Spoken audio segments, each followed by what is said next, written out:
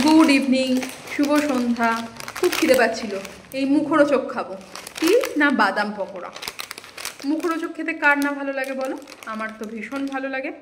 এটাতে আমি তো শিখতেও পারছি না, এইগুলো না বহুত প্রবলেম। দাঁত দিয়ে ছিটতে হবে শেষে। ও, পেয়ে গেছি কাঁচি। এই কাটতে নাকি কাঁচি লাগে, কি অবস্থা।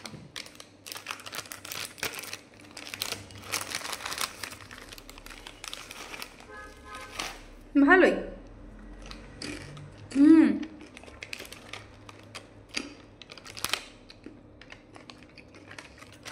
এর সাথে যদি একটু চা হতো ভালো হতো, যদি এখন চা খাবো না, কারণ আজকে অনেকবার চা খাওয়া হয়ে গেছে। চলো পকোড়া খাওয়া যাক, মানে বাদাম পকোড়া। টাটা।